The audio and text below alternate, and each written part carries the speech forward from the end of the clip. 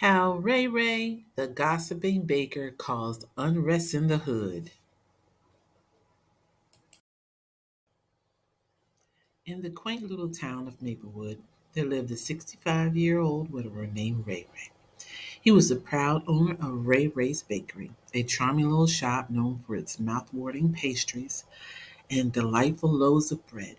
Every morning, Ray Ray would load up his trusty old van with freshly baked goods and set off to deliver them to the Ray Ray was a beloved figure in Maplewood, not just for his delicious treats, but also for his friendly demeanor and endless supply of stories.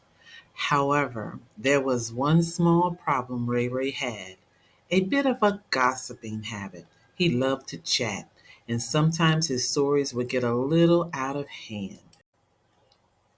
One sunny morning, Ray Ray was making his usual rounds. He stopped at Mrs. Thompson's house to deliver her favorite cinnamon rolls. He handed over the box. He couldn't help but share a little tidbit he had just heard. Did you hear about Mr. Jenkins? Ray Ray, conspiratorially. I heard he bribed someone to get the last cinnamon bun yesterday. Mrs. Thompson's eyes widened in shock. Really? I always thought Mr. Jenkins was such an honest man. As Ray Ray continued his deliveries, the gossip spread like wildfire. Soon the entire neighborhood was buzzing with suspicion. Mrs. Thompson told Mrs. Green, who told Mr. Brown, who told Mrs. White. By the end of the day, everyone was eyeing each other with distrust, wondering who had bribed Ray Ray for that elusive cinnamon bun. Unaware of the chaos he had caused, he loaded up his van and set off on his route, humming a cheerful tune. His first stop was at the Johnson's house. As he handed over a loaf of sourdough bread, he couldn't resist sharing another piece of gossip. Did you hear about Mrs. White? Ray Ray said, lowering his voice. I heard she had a secret stash of chocolate croissants. Mrs. Johnson gasped. No, I always wonder why she never bought any from the bakery. Ha ha, Ray Ray chuckled. Well, now you know. As the day went by, Ray's gossiping continued to wreak havoc in the neighborhood. Neighbors began to suspect each other of all sorts of silly things. Mrs. Green thought Mr. Brown was stealing all her mail. Mr. Brown thought Mrs. White was spying on him. And Mrs. White thought Mrs. Johnson was plotting to take over her garden. One day, as Ray Ray was making his deliveries, he noticed something strange. People were avoiding him. They would quickly take their baked goods and shut the door, barely saying a word. Ray Ray was puzzled. He had always been welcomed with open arms and friendly smiles. What had happened? What had changed? That evening, as Ray Ray was closing up the bakery, he heard a knock on the door. He opened it to find a young woman standing there, holding a bouquet of flowers. Hello, Ray Ray, she said, with a shy smile. My name is Emily. I just moved to Maplewood, and I wanted to introduce myself. Ray Ray smiled warmly. Welcome to Maplewood, Emily. It's always nice to meet new neighbors. Emily handed him the flowers. These are for you. I heard you love gardening. Ray Ray's eyes lit up. Thank you, Emily. That's very kind of you. As they chatted, Ray Ray found himself feeling a warmth he hadn't felt in a long time. Emily was sweet and genuine, and she seemed genuinely interested in getting to know him.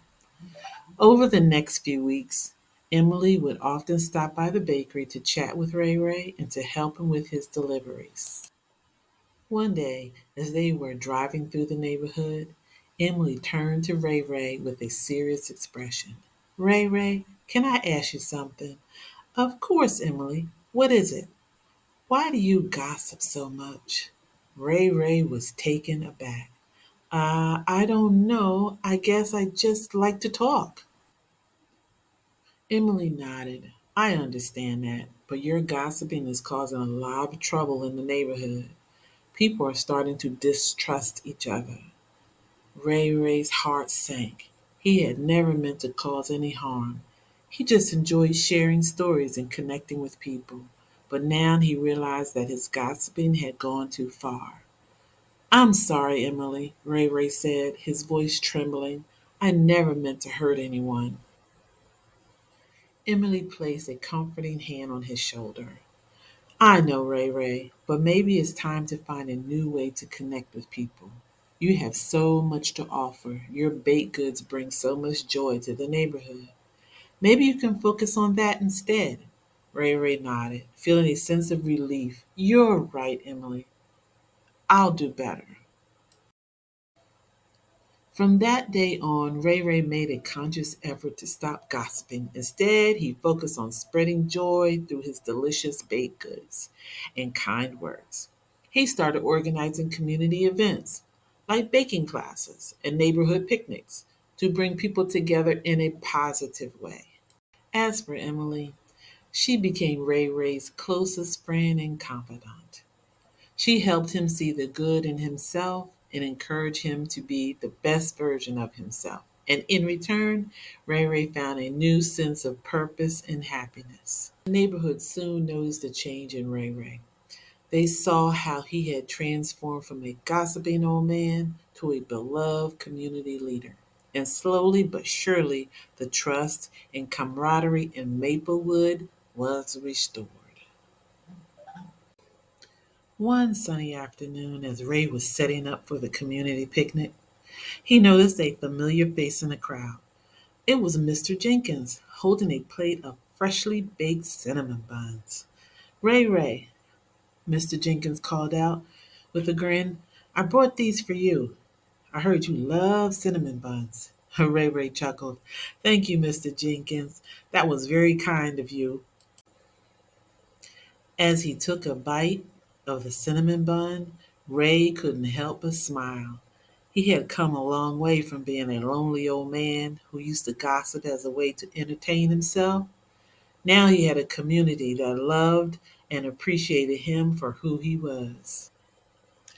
As for the gossiping van, well, it's still making its rounds, but now it's filled with laughter, joy, and the delicious aroma of freshly baked goods.